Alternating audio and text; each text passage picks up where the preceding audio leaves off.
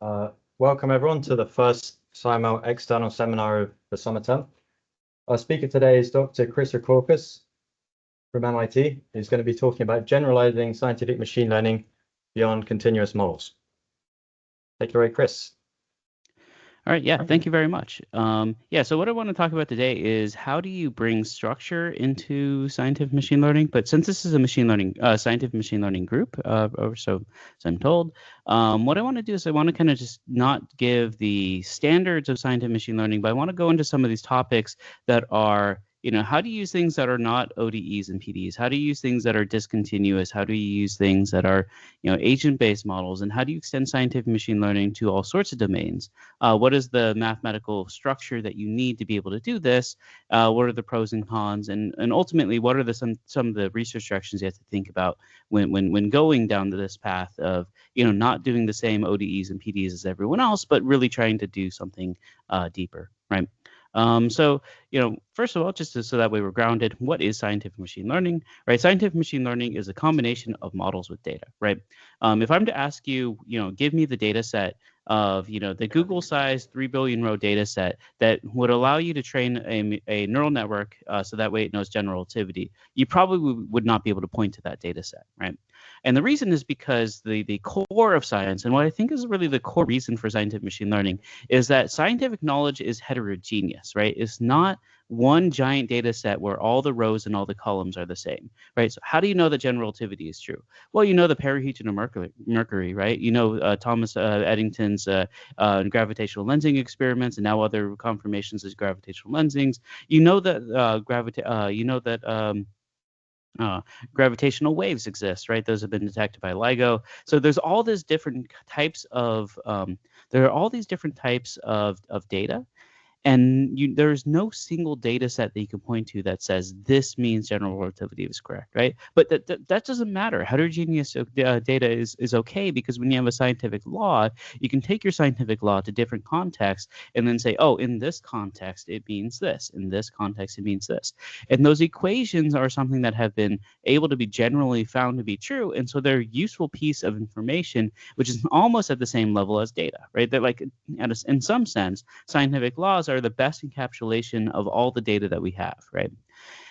And so what we're normally then trying to compare it to is machine learning that's just using big data, right? But when I say big data, I always mean homogeneous big data, right? Because when you talk about the way that you train neural networks, you need a homogeneous data source, right? Just something that just has tons and tons and tons of data that looks exactly the same.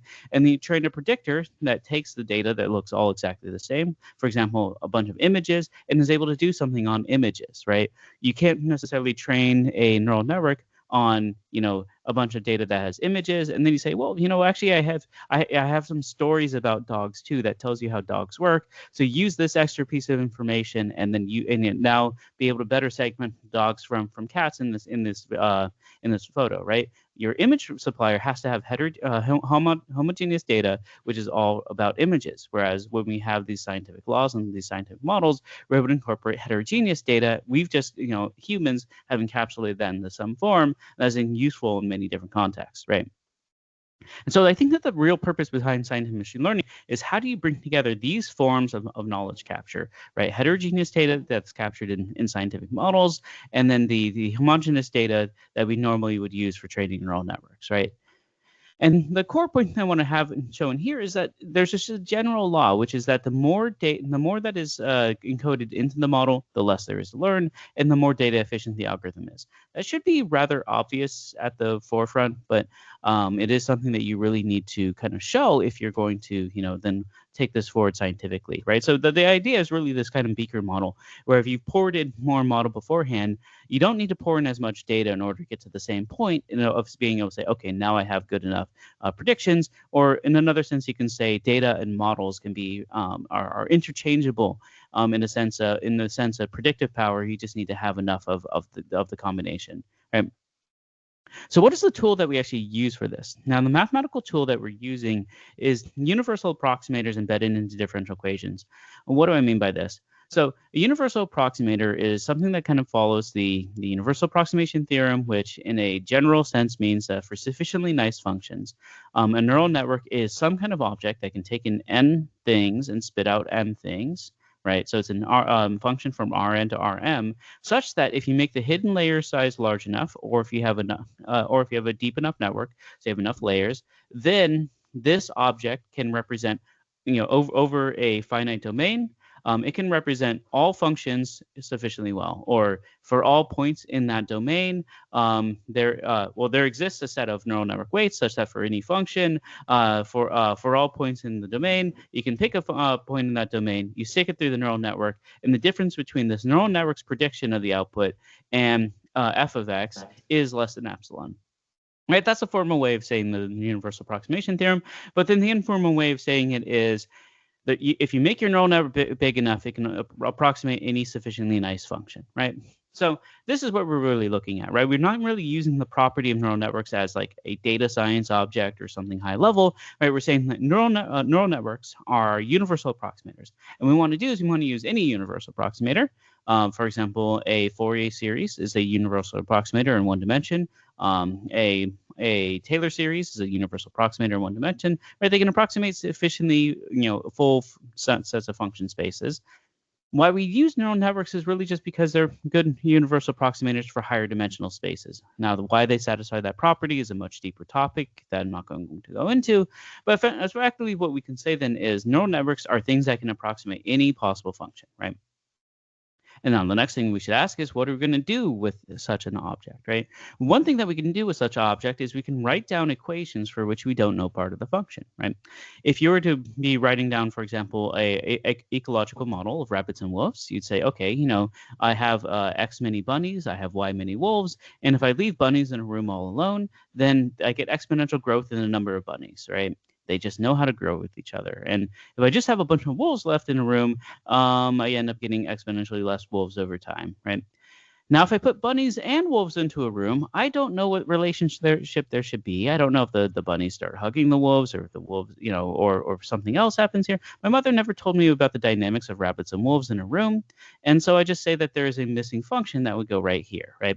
And so this is how I then represent this kind of mathematical model, where I know parts of the model, but functionally I don't, it's not even that I don't know the parameters, I just don't even know functionally what should go here, right? But since a universal approximator is a representation over all types of functions, then here's a way for me to be able to say, there can be a function that goes here, and I have absolutely no clue what this function is, right?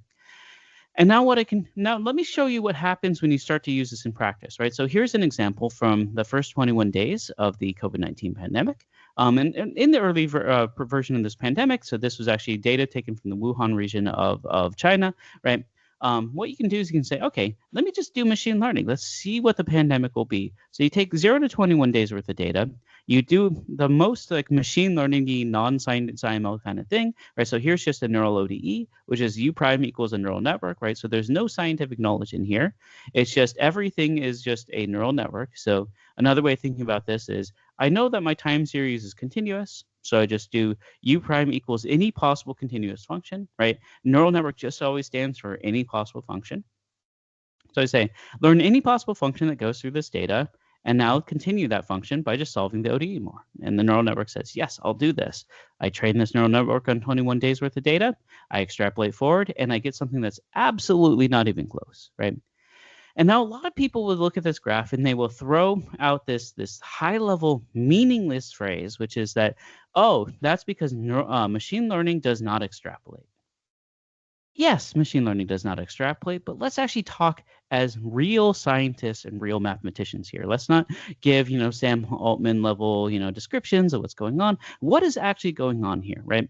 Well, what's actually going on is, there's nothing that went wrong in our process, right? U prime equals a neural network. We fit the neural network and we extrapolate. And it found a neural network. It did exactly what we said, right? So what's going wrong is that what we said is too broad of a narrative, right? We said find any function that fits 0 to 21 days worth of data, and it did find a function that fits the data from 0 to 21 days. And it just so happens that that function that found is effectively linear. And so then it continues forward linearly.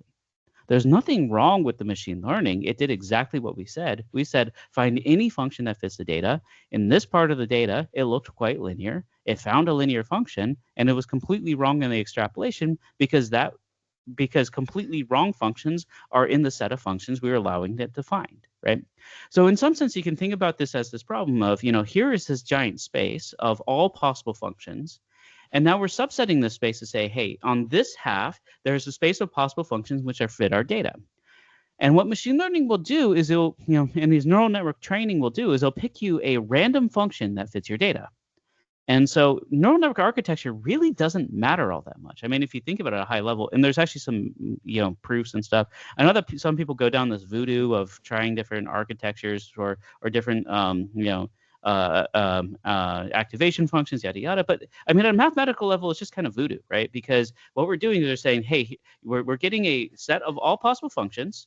And we're subsetting it to say, what are all the possible functions that fit the data? And we're going to pick randomly out of the set of all possible functions that fit the data. And here we picked one randomly that fits our data that does not work, right? So then the real question that has to come into play is, how do we make it so that way we have a better chance of picking a random function that will fit and extrapolate the data properly, right? Well, what you need to do is you need to have a smaller function space that is more likely to contain the real function, right? You need to be able to constrain that space from which you're pulling your possible functions. And the way that you can do that is to impose more properties on what that function should be. And so let me now jump to this universal differential equation and show you first that it has some ideas about science, but then also that you can think about it as a function approximator, right? So the first thing that you can do is you can say, okay, everyone during the COVID-19 pandemic probably learned way too much about SIR type models, right? So here's an SEIRD type model, right? So you have susceptible individuals become exposed to COVID-19, exposed individuals become infected individuals become they either recover or they do whatever D is, right? And so then the other what you get from this is you say, okay, this is a standard model of a COVID-19 pandemic, right? This is an SEIRD model. When you talked with a lot of people who do epidemiology, they will have written this type of thing down. And there's two things that are necessarily useful from this. One thing that is useful from this is it captures the general flow of an epidemic, right? So for example, you only have connections between S to E, right? You cannot go from S to I directly. You only have connections from E to I, right? So there's a lot of the general flow constraints that are built in this model, right? But the other thing is that this is actually something you can build from heterogeneous data, right? So I'm going back to that first part of the narrative that one of the key things with mathematical modeling is not necessarily that you come up with simpler terms, but it gives you a structured way to come up with heterogeneous data usage, right? Because if you think here, for example, this term right here, gamma versus mu, the ratio of gamma to mu is actually the percentage of people who recover versus die from the pandemic. And this is something that you can get from alternative resources, alternative statistical resources, and build up these models, right? So if you're someone who builds mathematical models, you probably have done this process of coming up with, here's the ratios that I have, here's general parameter values, and then there's some parameter values that you might not know, but you can generally come up with a model in the right space using this kind of heterogeneous data, right? So, okay. But then what you can do, what you might not know about this model is the exposure to COVID-19, right? Because exposure is a function of, well, if you were in Sweden where there was no lockdown, it was very different from Italy, which is very different from China, which had a complete lockdown that lasted about a year longer than other countries, right? And so how am I supposed to capture all of that information about country-specific behavior inside of just the algebraic relationship? I have no idea how to do that. So what I'm going to do is I'm going to say this exposure term that would have gone into the model, I'm just going to capture with a neural network, and I'm just going to learn that part directly from data, right? And so this gives me something where I say, okay, there's a lot of heterogeneous information in terms of parameter values that I capture from other data sources. And what I'm going to use my actual time series data for is I'm going to use my time series data to learn this neural network that is how exposure to the disease works, right? And so this gives me an epidemiologically informed model, right? And so this is one way that we'll describe scientific machine learning, and then we'll say, okay, here is the pure neural network, pure machine learning version. It picked a random function and extrapolated, and now here's the scientific machine learning form. It picked a function. Now it picked a function that has to satisfy that is a neural network of this form, and it extrapolates a little bit better, right? And that's normally where a lot of the scientific machine learning discussion stops in its explanation. But I want to go back one step and talk about this from a function approximator standpoint, right? By putting a universal approximator here as a neural network, I've actually imposed a lot of properties, right? Because I'm not actually my universal approximator is not approximating the output right here. What I'm approximating is SEIRD, right? Now, what are the functions of this function, right? So I have a function now that takes in values. And what it will do is it'll spit out SEIRD. But what are the properties of SIRD that have to be satisfied given that I put this ODE structure on here, right? Well, one of the things they can do is, for example, okay, so let's take that the neural network has absolute values on its outputs, right? So this is always a positive number that comes out of the neural network. So it's an approximator of all positive functions, right? If I have that, then that means I have minus a positive number, minus a positive number, minus a positive number. So S prime is always negative, right? So S is always decreasing. You can prove that if S is always decreasing, then I actually have a peak that will occur within E. So then I'll have an exponential growth phase in E, and E will have a peak. And I'll have an exponential growth phase in I, and then I will have a peak. And then R is always increasing, and so is D is always increasing, right? So you can then say I have a universal approximator. So I have there's the space of all functions, right? And I don't have a universal approximator in the space of all functions. Now what I have is a universal approximator in the space of all functions such that S starts off by exponentially increasing. It starts decaying in the way that it increases. E is something that exponentially increases. EI starts as exponentially increasing, but both E and I have a single peak, and then R and D are always increasing. And also S plus E plus I plus R plus D is actually equal to a constant because all the negative terms also have a positive term, right?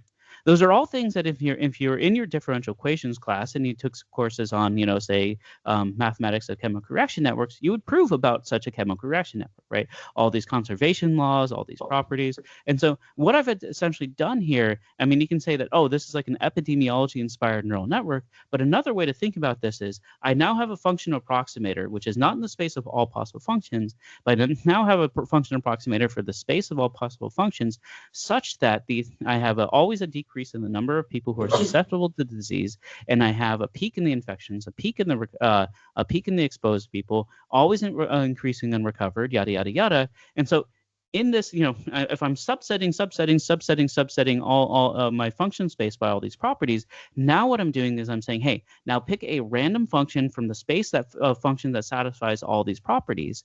And if the true function does actually exist in that function space, I should have a much better chance of picking out a random function that matches, because now I am picking from a much smaller function space, right? This function space is a subset of a subset of a subset of the space of all possible functions. But if that subset has all the properties that I know to have that should be true, then it definitely should have a better chance of grabbing the right function, right?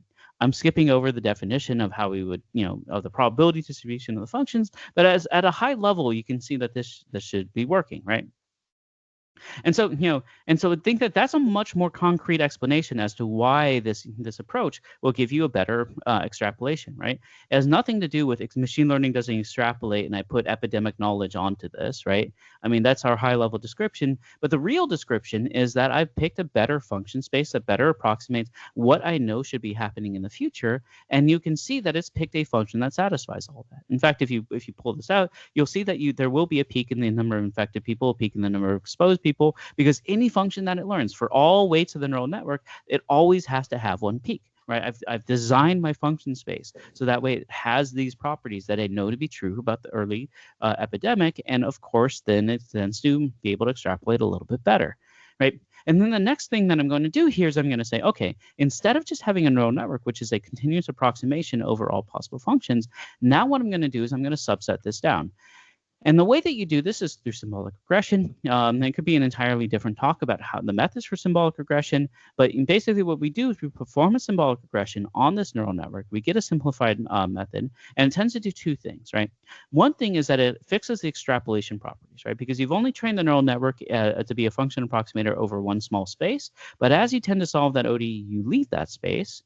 And so what we want to do is we want to say, hey, don't work with neural network garbage outside of that space. Just find the simplest approximation to carry forward that relationship outside of this space and keep using that simple approximation.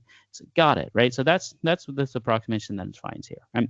And so But the other thing that this is able to do is able to give you scientific hypotheses, right? Because I do have a complete scientific mathematical model. And from this mathematical model, these things have meaning. SEIRD, and each of these terms has a meaning, right? And so this is supposed to be the exposure term. And what I let it do is I said, okay, let the exposure term be a function of S, I, and D. And it learned a function. And this function that it learned here, it took in 3 inputs, and it said, oh, actually, the best fitting function for that goes right here doesn't use the term D at all, which means that exposure to COVID-19 is not a function of the number of people who are dead, is a function of the number of people who are susceptible and who are infected, which makes sense, right? Because people who have already died from the disease are not the ones who are going and walking around, going to parties and infecting folks, right? And so you can read that off directly because this is a representation of what's left in the neural network from the symbolic regression. So it gives you a form of interpretability, right? And this is the UDE technique, right? Where you start from giving a mathematical form, you fill it in with neural networks that kind of cover the parts of the model that you don't know how to do, and then you do the symbolic regression to then learn simplified forms that fill in the rest of the model, right? Now, there's a few questions you should have right off the bat. One thing is, why do you not just do symbolic regression right away? One of the reasons why you don't do symbolic regression right away is because symbolic regression and function learning, right? Thinking about what's going on here, function learning is a discrete problem, right? You're searching over a discrete space of, here's all the space of all possible functions. I have sines and cosines, I have exponentials, I have earth functions. It's a very large discrete space. And so the question is, how do I make it easier to walk through this space, right? And what we're effectively doing here is we're using the neural network as a continuous relaxation over all possible functions, right? We're saying, hey, look, instead of trying Booleans for all these functions and doing a huge mixed integer nonlinear programming problem, what I want to do is I want to use a neural network to be a continuous relaxation of all possible functions. And I want to use that so that way just tweaking parameters is walking through the space of all possible functions until I find the function I'm looking for. Once I found the function that I'm looking for, I want to just ask the question, what function did I find? Right? And doing those as 2 discrete steps means that the fitting process of the neural network can include the entire ODE solver and all the machinery there. And then I can separately do the more difficult problem of finding a discrete representation of this continuous function representation, right? I can split, instead of doing one extremely hard problem, I can split that extremely hard problem into 2 mildly difficult problems, and where the sum of the 2 costs is much, much less than the total cost, right? And that gives us to this method for UDEs, right? Where it's using all the information we know about the model, and it's effectively using our data to recover what part of the function we were missing, right? And that gives us this diagram, right? Where, again, let's go over this again. You have some function where you fit the data with some unknown relationships, and then you find out what's in those unknown relationships, because once you've found the neural network, then you actually have a computational representation of what you did not know how to model, and you can do all sorts of analyses to it. You can do global sensitivity analysis. You can build a symbolic regression. Once you have a computational way of putting inputs and getting outputs for what you didn't know how to model, you can do all sorts of things to it, right? So that's the general universal approximate differential equation, or what normally then gets shorted as the universal differential equation. I haven't gotten to one point that I was mentioning here, which is that if I pour more model, I should get a better prediction than if I was to just rely more on data, right? Now, so this shows you that using some model is better than using no model, but is this actually a continuum, right? Like if I poured in more model or less model, will this work out, right? If you look here, it almost might seem arbitrary to use. They say I can justify that the exposure term is the term that I don't know the most, right? But do I really know this term? Do I really know this term? Do I really know this term, right? There's a lot of terms that I could have incorporated into the neural network, right? And so what you can do is ask the question of, if I did have less prior model, or if I did have more prior model, how will that affect the data efficiency of this kind of technique, right? The high level idea is that it should be more data efficient if I'm more correct at the beginning, right? Because there's less to learn, but we actually have to show that. So there is a paper that we put out that is with Sandia National Labs, specifically looking at different models of COVID-19 pandemic, or what we did was we were able to generate data of their various sizes and different types of epidemic models. And what we did was we built learners that are different amounts of the prior knowledge. So some of them had, a lot more prior model, some of them had less prior model, and there's a whole continuum in there. And we're able to show that as you walk this continuum, the less prior model that you put in, the worse the extrapolation is from the same amount of data. I mean, here's the two ends, right? Just the pure neural OD, so no prior model information, versus one that has a lot of prior model information, right? But there's ends up being this whole continuum. And the general idea that you find is exactly this, that the more prior model that you put in, the less data that you need to get the same amount of a good prediction, right? Which should be very much obviously and intuitive, right? The amount that, if you need to learn less, then you don't need as much data, but that is a validation that truly is the case, right?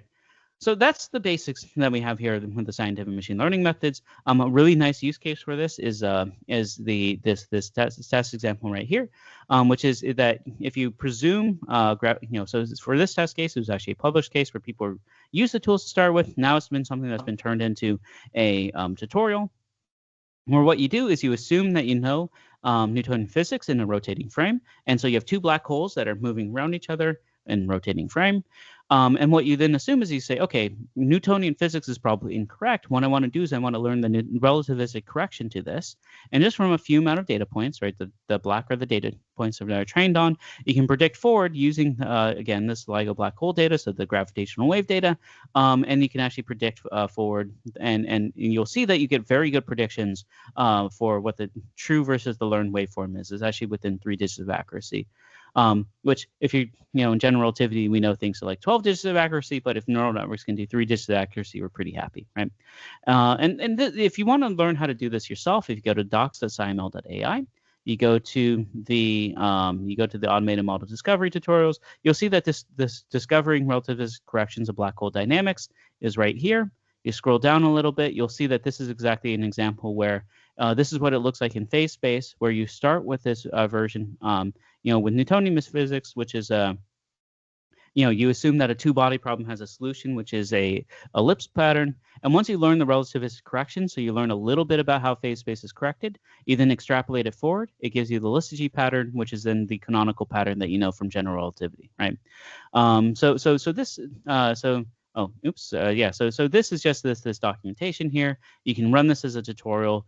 What I'm pointing out here is that, this kind of scientific machine learning where we're doing model discovery, where we're improving models with neural networks, this is something that we now have down to the science of, you can take your undergrad and it's like a nice, sophomore year undergrad project to learn relativistic corrections to Newtonian physics, right? It's much harder to derive it than it is to actually do the machine learning at this point, right?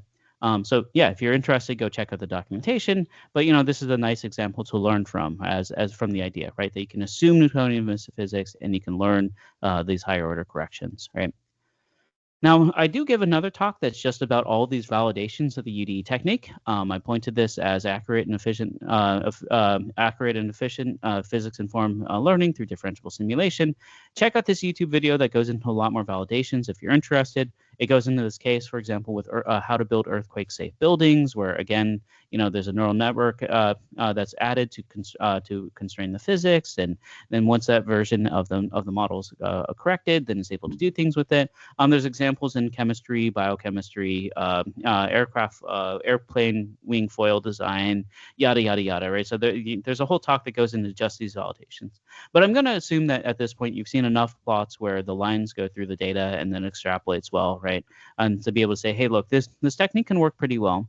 But what I want to, if you want to see more cases of it working well, go to that talk. But what we want to spend more time on here is how do you now take this kind of idea to the next level and do more interesting things with it, right? And the idea here is, hey, look, you can put neural networks inside of existing functions, but what about ways to be able to impose other forms of prior known structure, right? So here's a case, right, that I like I usually like to whiteboard this one out, but let's see how I can do with this explanation. So let's say we had just an epidemic like this. So this is a SIRD model, right? But let's say we didn't know anything about the equations, right? I told you before, like, oh, hey, look, we write down the equations, we put a neural network in here. But let's say we know nothing about the equations, right? Can I still use this idea, this technique, to impose some kind of structure to improve the learning, right?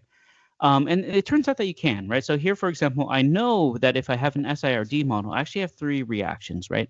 I have a reaction that sends me from S to I, and I have exactly the same terms, right? It's minus the term here plus the term here, minus this term plus this term, minus this term plus this term. So I can use my graphical relations where I can say, hey, look, I have 3 reactions. A reaction goes from here to here, here to here, here to here. There's 3 functions. I know that the function that goes here is exactly minus the function that goes here. I know the function that goes here is minus the function goes here. And the function that goes here is minus the function goes here.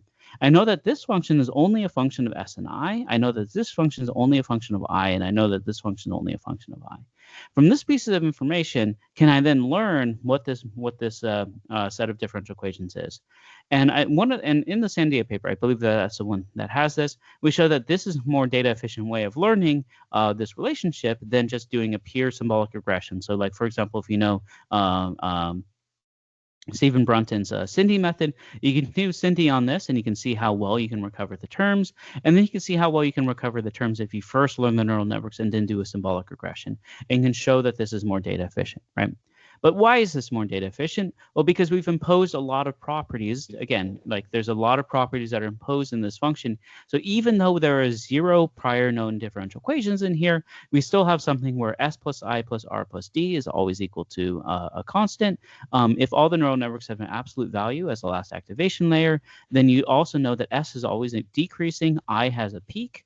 Which means R is always increasing, D is always increasing, right? So again, a lot of these properties that we had from this other epidemiological model are captured in the function space that's able to be learned from this other form, even though we did not impose any prior ODEs. And then those are able to be used so that way you can get better data efficiency in the learning process. And so I think that this is a nice example to first start off and show you that, when I say use your prior known scientific knowledge, and I show you examples where that prior known scientific knowledge is mathematical models, it doesn't necessarily have to be mathematical models. There's other ways that we can encode the knowledge that we have about scientific structures. Right here, for example, it's just a graph of interactions that has been encoded, so that way such a graph has to be satisfied. And that already gives you lots of the properties that we need and want. And now one of the other things here is that we can take this, of course, to partial differential equations. This is a case where you have a chemical reactor. So you have a chemical for the reactor that is bound here, and then you have a water that is being pushed through it that has the chemical that you're trying to connect with. And so we know, in this case, we actually know the relationship for the diffusion equation and the advection equation. What we don't know are the chemical reactions. But if you think about it, the chemical reactions, if you have a reaction diffusion advection function, right? Here's a system of 2 equations. What we don't know is the reaction function. That is just an R2 to R2 function. So instead of taking this entire space-time learning process of learning how an entire movie evolves, what I'm saying is I'm taking the approximation that I know that chemical reactions are local, right? Like I can't have a chemical over here that is reacting with a chemical way over here. They have to be happening on a given spot. And that assumption of locality is actually encoded into the fact that I have a semi-linear partial differential equation, right? Which is something that you'll learn from all your partial differential equation courses, right? That semi-linear partial differential equations encoding the reactions is a way to enforce the locality of the chemical reaction, right? So I'm just taking this simple property that I know from mathematical biology and the way that we write our equations, and then say, what I don't know about this is I know that my chemical reactions happen locally. So whatever the local concentration is, they can only react with each other, but I don't know what that function is. And so instead of learning an entire movie from the data for how the chemical flow occurs, what I'm doing is I'm just saying, take that same exact data and now just learn at every single point in space-time, what do I predict the amount of chemical reaction is between Q and Q star? If I know that chemical reaction rate, then I can know everything because I know the spatial movements, that's diffusion and advection. And if I know how things are changing because of chemical reaction, then I know how reaction, advections, and diffusions work. So I know the whole system, right? And so this can give you some pretty wild results where, from this time series data, where I'm taking the average concentration, right? You would never expect a machine learning model that is trained just from this line right here to accurately give you this drop and this increase, right? But again, I'm not learning from the time series and extrapolating forward. From the time series, I am learning what the chemical reaction is in every single point in space and building out the entire PDE. Once I have the correct partial differential equation, then I can extrapolate forward with any observable property of the system, and I should be able to get good predictions, right? And so this is done in detail in this chemical engineering science paper. But the core idea is that if I use a neural network inside of partial differential equations, there are certain repeated structures I can have, right? So if you're to do the semi-discretization of this PDE, right, you end up writing down that you apply the same function locally at every single point in space in a for loop, and that structure, that this function is the same function everywhere in space and time, is a huge improvement to the learning process over just learning a function over all space and all time that predicts to all space and all time, right? That locality is something that's fairly useful. And then one of the things that you can ask here is, okay, if I've learned a function here, how well do I actually get the symbolic regression, right? So the PhD student that I was working with did this exact problem where they put in a function here, and then they looked at what the symbolic regression gave them, and they noticed that the two functions were not exactly the same, and said they walked away with their head in shame, right? But it turns out that there's actually something fairly nice here, right? Which is that if you actually do the Taylor series expansion of the learned function up to the second order Taylor series versus the Taylor series expansion of your original function, you actually find that the two match to a very high degree of accuracy for the first two orders of the Taylor series expansion. Right. What this really means is that, when I talk about this property of, you do all this learning for the neural network, and then you try to find a function representation, right? It turns out that this function representation is not necessarily unique for finite amounts of data, right? It turns out in order to walk this discrete space and make it unique for you cannot do this with finite amounts of data. You need infinite amounts of data, because there are functions that are different in their representation that are actually, really, really, really, really, really close into their prediction, right? And so what we're able to do here is we're trying to say, like, I can't find the difference between, e to the minus q over 2q star. That actually is very linear over the space of q that we're looking at. And so the symbolic regression is not able to find that it actually has this exact relationship. But what it can find is it can give you a function that matches the Taylor series expansion really closely over the space that you've actually trained on, right? And so I'll give that as a caveat to say that symbolic regression isn't the end-all be-all. It's not going to give you the exact relationships all the time, but it can give you something that is a close approximator to the original function that went there, right? And so you can get a neural network approximator very simply just by learning parameters, and then you can simplify that down. That simplification is not necessarily always going to be correct. You need infinite data to do that, right? So that's a caveat, but also something to just kind of know about this kind of technique, right? So now I want to go into how is this being used outside of just outside of academic context. So I have this. One of the other hats that I have is as a pharmacometrician. I'm the director of research at Pumas AI, which is a pharmaceutical modeling firm, which does these kinds of clinical trial predictions and does the FDA submissions for how to know that you've actually picked the right dosage for clinical trials, right? And the way that this actually works, so this is how I'd explain it to pharmacometricians, to a group of people who know math quite well. I think that this high-level explanation isn't as interesting. Well, let me show you the mathematical explanation, right? What we're really doing here in the pharmacometric context is you have covariates, right? So for example, when someone walks in the clinic, you know that there's some things like their weight, their sex, some genetic details that you can find. Some of these things you can measure immediately in the clinic, right? And what you want to do is you want to go from this covariate information to give you structural parameters such as the clearance of the drug from your body, the predicted volume of your gut. And from this information, you can then predict out the dynamics. So you actually have ordinary differential equations. And what these dynamics actually do is they tell you the amount of the drug that is still left in your body. And from this, you can then say, oh, if I was to give this specific person, right, so this person with this weight, if I was to give you this dosage of the drug, is the amount of drug in your body going to stay in the range that is high enough to be efficacious, but low enough to not be toxic, right? So this is actually what's done with every single FDA filing, right? This nonlinear mixed effects model it's a ODE model with a population model on top.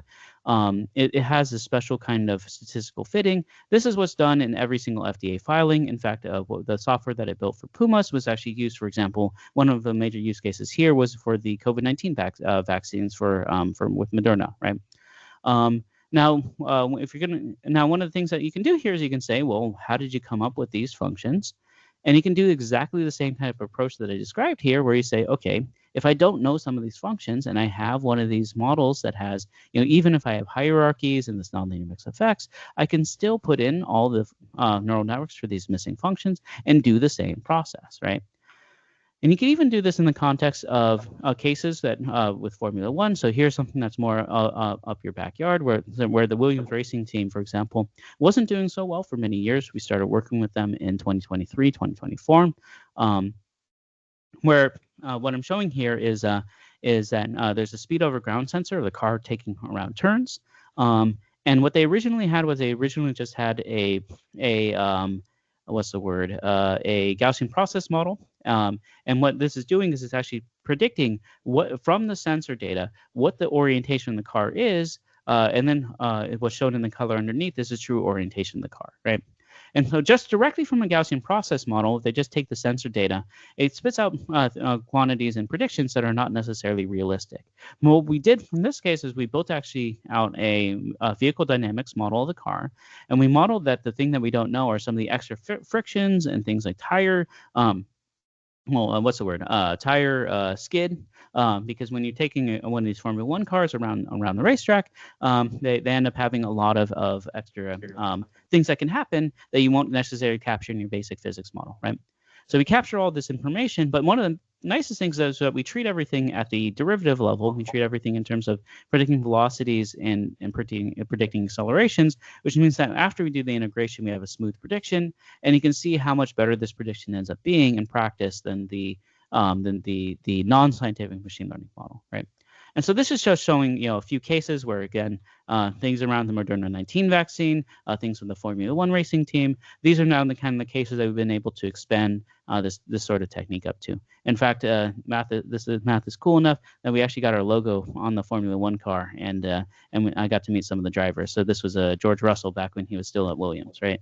So this shows that scientific machine learning has now reached a level of cool that you can go and party with some Formula One drivers if you do it correctly. Okay. So that's a bit about the model infrastructures. I want to give a little bit of information on how these neural networks are trained. Right, so I'm going to put the mathematician hat on and talk a little bit about right now. So what I've said everywhere is, and then you find the neural network, right? But I haven't told you anything about how I've trained it. So how do you actually train these neural networks? This is a very deep topic, which we wrote a whole review on, which is called Differentiable Programming for Differential Equations and Review, and goes into a lot of these different methods. What I want to kind of do is I want to motivate the question of why are there so many different ways to differentiate an ODE? Because you might just think, okay, you just use the adjoint method, or you just use automatic differentiation. But what I want to do is I want to scare you and show you that that's not necessarily that easy, and that there's many ways for that to go wrong. And so the first thing I want to do is I want to pick out an adjoint method. So here's the neural ordinary differential equations paper from 2018. I'm going to assume that a lot of people who are in the scientific machine learning space have read this paper before, right? And so they tell you that, you solve an ODE forwards, and then in order to calculate the derivative, you solve an ODE in reverse. You use this relationship that if u prime equals f of u going forwards, and u prime equals minus f of u going in reverse, right? And from that property, you solve this one ODE, and solving this ODE gives you the derivative, right? Very good method, because it is O of 1 in memory, right? But are there potential problems with using this way to calculate the derivative of the ODE with respect to neural network weights, right? Because what you want to do here is you want to take the derivative of your neural network weight of your loss function with respect to your neural network weights, which is effectively differentiating your ODEs, right? And so this is the method that they tell you to use, but it turns out that it doesn't actually work in all circumstances. So here's one use case where if you go to PyTorch right now, you'll actually be able to reliably have it tell you that the gradient is infinity on a very easy problem, right? So what is this problem, right? So if you do this advection equation, du dt plus a du dx equals 0, right? I think everyone here has done some form of a linear PDEs course, or what you'll have learned in that course is that if you discretize this PDE, you actually have to choose, do I do the du dx? Do I actually do this by doing, forward minus middle divided by delta x, or do backwards minus middle divided by delta x, right?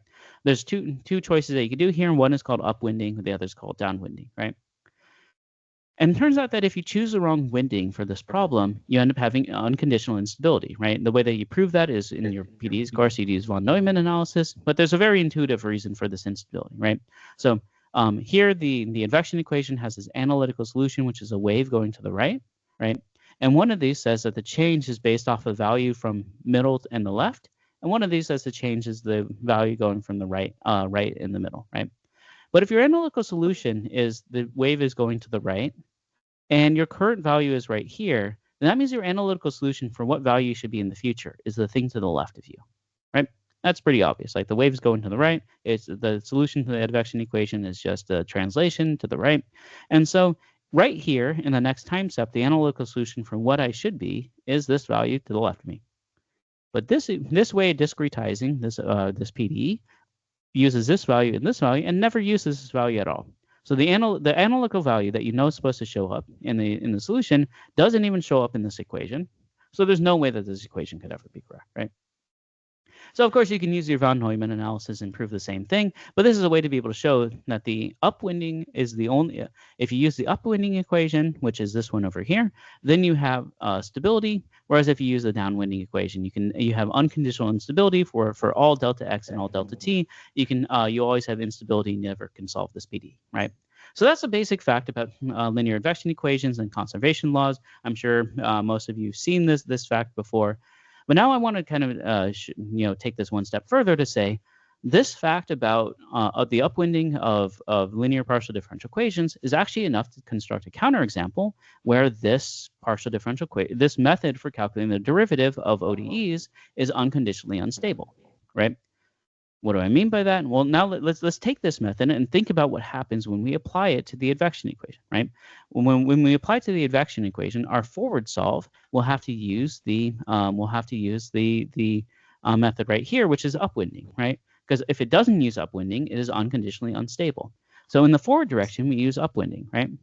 And now when we do the reverse solve, we end up using the relationship u prime equals minus f of u, right? But that means in reverse, we will have changed the sign on A. And if we've already chosen this ODE to be our formulation, and then we now have switched the sign here, we now are actually doing the downwinding method in reverse. And so when you apply this adjoint method to the discretization of the advection equation, you'll get upwinding forwards and you'll get downwinding in reverse. And so what it will do is that this term in the adjoint method will explode to infinity as it reverses, and then it'll tell you that your gradient is infinity, right? And this is exactly why. I mean, if you take this to Torch DiffEq today and you ask it for the derivative, this is a fairly nice example to just kind of show that the things that you know about numerical analysis still apply to the adjoint method, right? That you still cannot do the downwinding method because it's unconditionally unstable.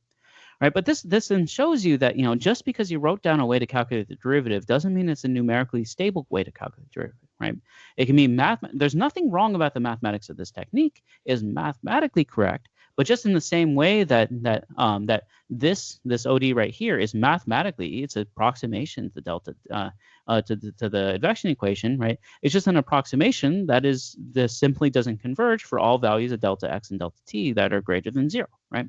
And so similarly, these numerical analysis properties need to be taken into account as you think about adjoint methods. So this is something that we talked about a lot in the stiff neural ordinary differential equations paper, where, for example, we show that this is not just a problem with advection equations, but for anything that has a Lipschitz constant where the Lipschitz constant is negative. So, for example, if you solve this ODE, u prime equals minus 50 u of t, you solve it forwards, right? The exponential decay. If you then take this equation and you reverse it, then what you'll find is that you'll get an error of about 10 to the 12th error, right? There's an exponential growth, right? This is log 10.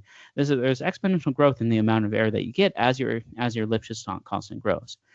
And what that really means is that if you have a stiff equation, this is also an equation for which this adjoint method is numerically unstable, right? It will give you, again, it'll give you an error that is about 10 to the 10th on an equation where you have a derivative about 50. And so this method only works out if you have very non-stiff ODEs. And so what can you do in the cases where you don't have non-stiff ODEs? Well, And this version talk is going way too quickly through these techniques. I'm not going to give you the derivation, but in the derivation, there's actually 3 things you can do. You can make this assumption about forwards and backwards.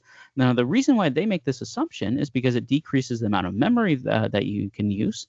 But instead of recalculating u prime, what you can do is you can actually store the entire u prime going forwards as an interpolation. This is a high memory approach. Or you can use a checkpointing approach, which gives you a trade-off with more compute, right? But the point is then that you have this trade-off between numerical stability, memory usage, and compute that you then have to make a choice of, just like you would do with the choice of ODE solvers.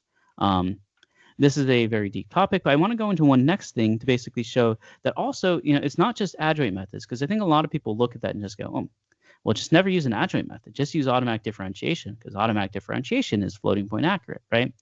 Turns out that that's also wrong, right? And it's really easy to show that automatic differentiation can actually be not convergent to the correct derivative. So here's a nice example in Python, right? So here's an example using JAX, where I write down a simple linear ODE, right? So this ODE is x prime equals a times x minus y, and y prime equals b times y minus x, right? So it's just this very simple linear ODE. I can analytically solve the ODE, and so I can analytically calculate the derivative because I can calculate the derivative using the analytical solution, right? So this is all something that we'd all know how to do. And now what I do is I say, hey, look, if I know how to analytically calculate the derivative, let me take the ODE solver and differentiate it using JAX, or then just tell it to give me the derivative via automatic differentiation, right? Now, here's the Julia results. In Julia, we see that we get 111.13, 111.13. All of these actually match the analytical solution. But why we match the analytical solution actually is kind of funny. And I'll show you what happened. We actually had to add a correction to make this work. And let me show you what happens without the correction. Because in JAX, okay, you can write out all this code to do the derivative. But what ends up happening here is that, well, so if you use the backsolve adjoint method, you do get something that is close to the derivative, but you can see a little bit of the numerical instabilities in here, which is why this method, again, you don't generally want to use the backsolve adjoint method because it's numerically unstable, right? That's a whole discussion right there. So instead, the documentation says, hey, don't use this method to calculate the derivative. Instead, use this method. It says use recursive checkpoint adjoint, or just use direct adjoint, which is the automatic differentiation applied to the solver directly. And if you do that, you suddenly get a derivative of 3,755, which is about more than 60% error, right? And again, this is a linear ODE. I can write down the analytical solution. I can write down the analytical derivative. I know that is 11,103, but for some reason, you get 60% error here. It might go, well, what's up? Did someone have a bug? And you look around and you go, oh, there's no bug.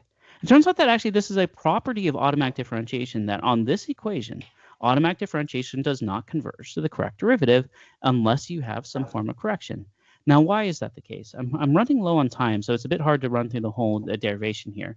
But the key is that if you do automatic differentiation, the way that automatic differentiation works, you can write it out in dual number arithmetic as kind of like you do complex numbers, except instead of having a complex term, you have a dual term, right? So think about this epsilon not as a small number, but as a dimensional signifier, and this are two-dimensional numbers, where you end up having this property that f of a dual number is f of x plus y f prime of x epsilon. So this is the relationship for dual numbers, and if you implement this dual number type, this is actually equivalent to forward mode automatic differentiation. So what you can do is you can actually start to look at what does automatic differentiation do to the equations my solvers when I put it in there.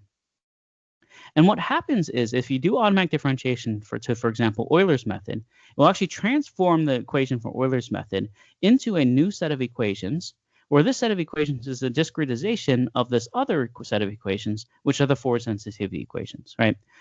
But the problem that can happen here is that the way the automatic differentiation works, it never changes the branch choices of your original code. And you can show that because of this relationship right here, that f of d has a first term f of x. And because of that property, what will happen is any adaptive solver is choosing a step size, delta t or h here, based off of what is the stable choice of dt for the original equation. But when you're doing automatic differentiation, what the ODE solver is actually doing behind the scenes, right? Don't think about it as like, oh, it's doing some random thing. Da, da, da. What it's actually doing behind the scenes, if you work out the math, is that an automatic differentiation of an ODE solver is transforming it into a new ODE solver for a different set of equations, right? Which means that in order to know whether your time steps choice is accurate and stable for this set of equations, you actually have to do the numerical analysis out. And you can ask the question, are there equations for which the choice of that your adaptivity algorithm is giving you a stable delta t will give you an unstable delta t when you apply that same delta t to this other set of equations? And that's exactly the thing that you're able to use to find such counterexamples, where with JAX, and I think that in this version of the talk, I can show you the full adaptivity algorithm and how this all works out. I actually put a version of this talk that goes into the full derivation if you're interested onto YouTube.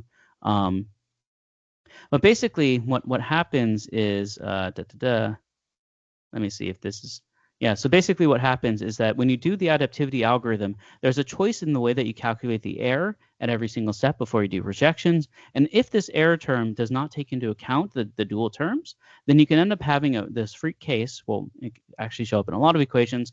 Well, you can have this case where your time stepping algorithm is stepping with really large time steps because your original ODE is fairly easy to solve, whereas the pseudo ODEs that are constructed by automatic differentiation are not necessarily easy to solve, right? And so again, what happens in the automatic differentiation or in the machine learning literature? In the machine learning literature, you tend to say things like, we empirically verified that when dropping these terms, we don't have a reduction in performance. But you can then see that from when you take a numerical analysis lens to this, you can find that, well, there are cases for which you have indefinite amounts of error. In fact, I show you this case gives you 60% error, but you can actually construct ODEs for which this error is arbitrarily large by using the same construction. But what this really means then, like what does this really mean? What this really means then is that going back to this point back here, right? It means that you really need to consider the different ways that you're calculating the derivative, right? Just like when you use ODE solvers, right? You don't just say, hey, look, RK4 works for all equations, right? You'd say, oh, hey, look, I have RK4, which works on non-stiff equations, but when I have large eigenvalues, I can't use this method anymore. I need to use the implicit Euler. I need to use an implicit method, right? And you go, well, why don't you just always use an implicit method, though? Oh, because it's more expensive. So whenever I don't, and so in the space of ODE solvers, there's all these different choices, right? And the thing that you kind of end up at is that in the way that you calculate derivatives of your solvers in order to do this fitting process, you must have a lot of choices because some of them are less stable than others. Some of them have better performance on stiff equations versus others, and some of them take more or less memory. And so it just turns out that given there's pros and cons to each way that you do this computation, but you just have to be very careful because if you use a method, or if you kind of go down some of these machine learning routes where you say, hey, look, my method is mathematically correct, you can end up with something that is mathematically correct but is numerically unstable. And so you really need to take the lens of numerical stability from the ODE solver lens in order to ensure that you end up with things that are stable and actually converging to the correct answer. I think that's maybe a decent place to stop. I didn't really get to some of the things beyond continuous models because, well, okay, I'll give you the quick 2-minute version there. Once you know how to be able to train these neural networks in any context, because it's all about differentiation, the question becomes, how do you differentiate models that don't have continuous behavior? One of the things that we show first is in that you can then handle chaotic equations. So chaotic equations, you can never actually simulate them directly. You always end up on a shadow trajectory, but there are differences to the way that you compute the derivatives. These are called shadowing methods. And these shadowing methods go into detail inside of the we go into detail in some blog posts about the Julia software. So if you're interested in this, read these blog posts and check out the SciML sensitivity library that has implementations of these shadowing methods, right? But the whole purpose of them is that they cannot calculate the derivative of the trajectory because the chaotic trajectory is not necessarily existent. But what you can do is you can calculate the derivative of the ergodic properties of a chaotic system with respect to parameters, and you can use that to be able to fit neural networks. So chaotic systems are one of these beyond the standard case that you need other techniques, which again, automatic differentiation will diverge to infinity. It's a provable property, which if you want the proof, it's fairly straightforward. But then if you use other techniques to be able to calculate the derivative, you can fix that property. And then finally, one of the other things that you can do is you can say, well, can we take this to agent-based models as well? And it turns out that you can do a very similar thing where instead of traditional automatic differentiation, which takes discrete, or what's the word, deterministic code to the deterministic code for the derivative, you can take a stochastic function and you can turn it into a stochastic function whose expectation has this property that the expected value of your new stochastic function is the derivative of the expectation of your original function, right? So again, I won't have too much time to talk about this last piece, but so let's say you have this function right here, right, where you take you take a random Bernoulli random number, and you want to say, hey, I want to do automatic differentiation of this function that has discrete stochastic properties. You can actually then transform this into a new code that gives you, instead of taking binomial random numbers, you end up taking Poisson random numbers, yada yada. So it gives you this new program that looks weird, right?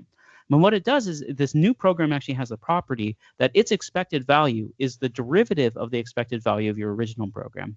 And so there's an automatic way to be able to take, effectively what we show is that this process is a generalization of the automatic differentiation and the adjoint method that you would use on ODEs and PDEs. And now it's able to do things like, say, take an agent-based model and constructs a new agent-based model that is effectively the derivative of the original agent-based model. Where if you run this new agent-based model 1,000 times and you take its expected value, it will give you instead the expected value of the derivative of your original model. And then that just basically shows you how you can take this all the way, right? So generally, then any possible function, any possible mathematical model that you can write down, as long as you can differentiate as neural networks with respect to weights, then you can come up with a stable way to be able to do this training process.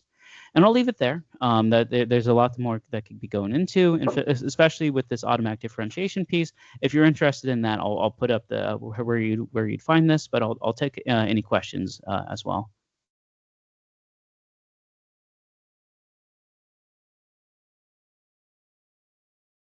Thank you, Chris, for a very comprehensive talk. Do we have any questions from the room or online?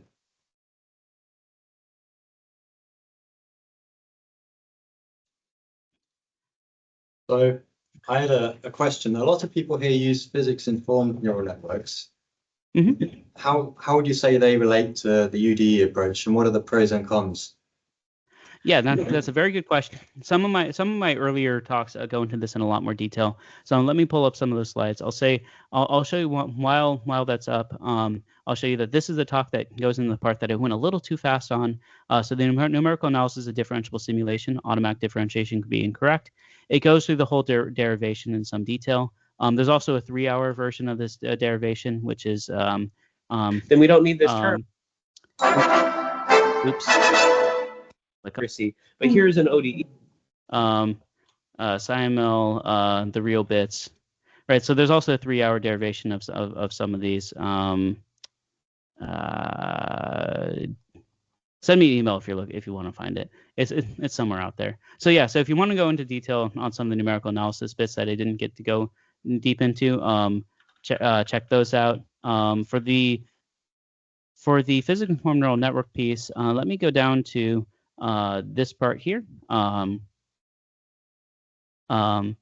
Yeah, so physics, but why not physics-informed neural networks, right? How does differentiable simulation compare to physics-informed neural networks, right? So at a very base level, right, you can just like try it out, right? So for example, in DeepXDE has this tutorial where it says, hey, look, here's a Lorentz equation from 0 to 3. It's only doing one loop here, so it doesn't go chaotic, and it's the Lyapunov time ends up being like 10 to the 10 or 0 to 10. So this is below Lyapunov time, so it's not actually a chaotic equation. So physics-informed neural networks are okay here. But then if you take what you have in the DeepXDE tutorial, you'll see it takes 362 seconds. Whereas if you do this with the differential program simulation approach, you see that's 0.03 seconds, right? So there's like a 10,000 time difference. And if you use physics-informed neural networks, you're probably not surprised by that, right? Physics informed neural networks can be quite slow to train. But the key reason behind this, right, is at a high level, right? What's actually different between this is physics informed neural networks are approximating the solution, right? So physics informed neural networks are what they're trying to do is they're saying, like, I'm going to put a neural network on the solution of the equations, and from the solution of the equations, I want to it's saying, like, I want to put a neural network over this entire process, and I want to use some information about this process to be able to pre-train this neural network, right? What we're doing instead is we're saying we're putting the neural networks inside of there, and there's two things that we gain from that. One thing that we gain from that is we get to use these simulation tools, right? So all these things like adaptive order ODE solvers, high order numerical analysis, all the things that we know about these adjoint methods, right? Basically, you can almost think about this method as numerical analysis informed, right? Because everything that we know about ODE solvers is still used in this entire tool chain. And that's one of the pros. But one of the other things is there's a deeper philosophical reason to understand why this will generally work out better, which is that, if you take one of these ODEs, right, with the neural network in there, normally if you think about like ODEs, you can write down the differential equation, but you cannot write down the integral, right? In fact, there's no simple representation for the integral for almost every ODE, right? And what that basically tells you is that the space of functions that you have to represent when you're representing the solution to an ODE is much more difficult than the space of functions of representing the ODE itself, right? So what I'm basically saying there is that what ends up happening with this approach is you end up using your best numerical methods, but B, you end up using much simpler neural networks because simple functions in the ODE are equivalent to very complex functions on the solution to the ODE, right? And that really ends up being two ways to really understand why this piece is here, right? So I think, yeah, if you go to the libraries, you'll just see physics informed neural networks are like 10,000 times slower, and they have a lot of difficulties with stiff equations and yada yada. But at a deeper level, if you use a differentiable simulation approach, you can choose a simulator. You can choose sundials or one of these adaptive BDF methods that is going to be stable, and you end up with the stability properties. But also B, your neural networks get to be a lot simpler because you're not ever trying to approximate the solution directly, right? Solutions to ODEs are hard to represent, whereas the terms of an ODE are much simpler. And so there's a lot of discussion here. There are two advantages that happen that you get from the physics informed neural network side, though. One is that, a physics informed neural network is dead simple, right? You can, instead of trying to teach your grad student how to write the adjoint method for a stiff ODE that also makes sure that's numerically stable, yada yada, you can take a first year undergrad and show them, like, hey, here's how you encode an ODE in a neural network. Here's a loss function, train it, right? So physics informed neural networks end up being a method that is a lot more general. It is very easy to make it work on more equations, whereas for ODE solvers, you have to write a new solver for each set of equations.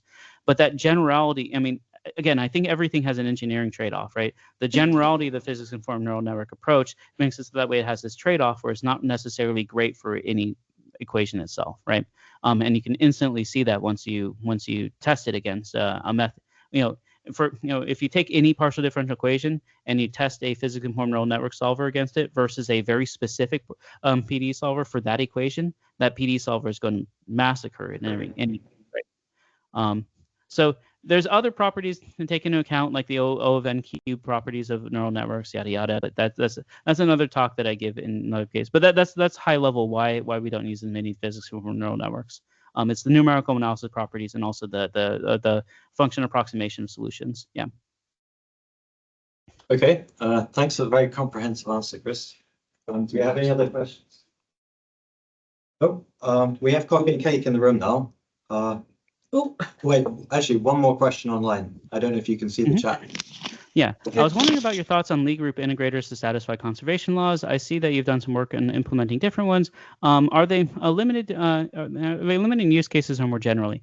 Yeah, so the Lie group integrators are that's a fairly good question. And extend that to actually any set of integrators that that are work on this semi-autonomous firm. So let me kind of show this, right? So here's the differential equations.jl documentation. And one of the things that you can have, for example, is you can have a set of equations that you represent in terms of u prime equals a of u pt u, right? Turns out that there's a lot of integrators that are specific to this form. And this is also, again, for the physics-informed neural network problem, right? They can use a lot of structure much more easily. So one of the things that you can find, for example, is that you can have solvers which are, if you only have u prime equals a of t, there's Magnus integrators specifically for this form.